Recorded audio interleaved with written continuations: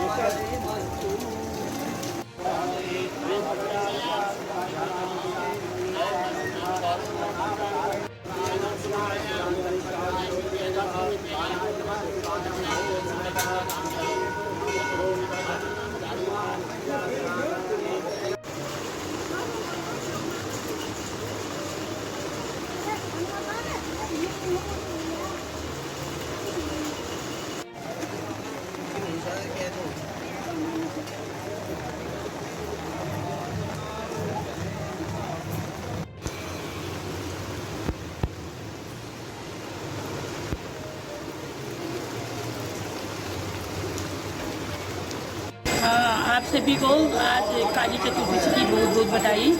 आज काफ़ी भीड़ हो रही है, सुबह से ही भीड़ है और काल भैरव जी की पूजा होती है। पहले तो बलिदान भी होता था, अब तो पता नहीं पानी हानि लेके ले जाते हैं लोग घरों में, पूजा अर्चना करते हैं और अब बलिदान रोक दिया गया है और इसलिए बलिदान की प्रथा कम होगी। तो काल भैरव जी में बहुत बड़ी भीड़ होती है, बहुत लोग दूर से आते हुए हैं, काफ़ी पंडित जी लोग भी आए हुए हैं पूजा अर्चना के लिए, पर आज बारिश ने थोड़ा लोगों की भीड़ कम कर दी है। और नमस्कार। पूर्व काल में सावन मास की चतुर्दशी, कृष्ण पक्ष की चतुर्दशी में भगवान काल भैरव जी के अष्टांग पूजा का विधान है और भगवान काल भैरव जी की रात्रि पूजा का इसमें शास्त्र का विधान है। रात्रि भगवान काल भैरव जी की पूजा की जाती है। तो उससे पूर्व में कई लंबे समय से, जब से भगवान काल भैरव जी की स्थापना यहाँ मंदिर में बागेश्वर में हुई है, तब से यहाँ पर रात्रि में बलि प्रथा भी थी, जिसमें बलिदान किया जाता था। बकरे आदि जो हजारों प्रजाति की बकरियाँ जो है यहाँ पर बलिदान होती थी और उस प्रजाति को देखते हुए कुछ समय, बहुत लंबे समय के बाद ये बलिदान शासन प्रजातंत्र की वजह से बलिदान नहीं हो पाए और अभी काफ़ी लोग जो है अपनी श्रद्धा भावना से अपनी मनौती को लेते हुए भगवान काल भैरव जी में अपनी इच्छा के अनुरूप पूजा पाठ करते हैं और भगवान शिव जी में भी जल चढ़ाते हैं। और अष्टमी भगवान काल भैरव जी की पूजा करने से, अष्ट भैरवों की पूजा करने से आदमी की मनोकामना परिपूर्ण होती है और सबको सुख समृद्धि और रोग से मुक्त होता है। इसलिए अष्ट भैरव काल भैरव जी की काल चतुर्दशी को पूजा की जाती है। ध्याये नित्यं महेशं यतिगिरिनिभं चारुचन्द्रावतंसं रत्नाकरकूजलाङ्गपरशं मृगवराभीतिहस्तं प्रसन्नं पद्मासीनं समन्तात् स्तुतमवनिगणे व्याधिकृतवशानं विश्वाध्वं विष्णुगन्धं विगिर्भैलं पंचवक्त्रं त्रिनेत्रं। यह श्रावण मास की जो कृष्ण पक्ष की जो चतुर्दशी है, इसको यहाँ काली चतुर्दशी के नाम से इसको कहा जाता है। इस पर्व में आज से हम 40-45 साल से जो यहाँ पर देख रहे हैं, तो पहले से यहाँ पर अनुष्ठान होते थे। रात में भैरव की उपासना की जाती थी। इसमें रात के 12 बजे बाहर के लोग भी आते थे। रामनगर, मुक्तेश्वर, नैनीताल से लोग यहाँ पर काल भैरव मंदिर में अनुष्ठान किया जाता था। बाद में वो धीरे धीरे कम होके फिर यहाँ पर जो है ये बड़ी प्रथा के रूप में लोग अपनी जो मनोचे मांगे थे वो किया जाता था। और कुछ लोग उस टाइम में जाति परिवार के द्वारा इसका विरोध भी किया गया और यहाँ के तत्कालीन जिलाधिकारी थे, उनके लेवल के गिरजा शंकर जोशी, उन्होंने भी कहा कि इसको रोकना चाहिए क्योंकि ये तिथि है, यहाँ पर जो है भगवान शंकर का मंदिर है, अभिषेक होता है। तो बाद में अब उसको न्यायालय नहीं जो उसको बंद कर दिया गया है। अब यहाँ पर भैरव की उपासना होती थी पहले से। वर्तमान समय में उसका कुछ चलन चला हुआ है, जो लोग के मनोकामनाएं उसको लोग पूरा करने के लिए करते हैं, तो उसमें कोई प्रतिबंध भी नहीं है। तो यहाँ पर जो है मुख्य रूप से इसको जो है जो कांवड़ यात्रा चलती है वो श्रावण कृष्ण पक्षी से श्रावण आज जो है शिवरात्रि तक जो कांवड़ यात्रा चलती है, तो इसके बाद कांवड़ यात्रा बंद हो जाती है। तो इस तरह से इसी दिन जो है भगवान शंकर के मंदिरों में जहाँ से अभिषेक होता है उसी तरह से अभिषेक किया जाता है। यहाँ के बच्चे लोग जाते थे, भगवान का अभिषेक करते थे।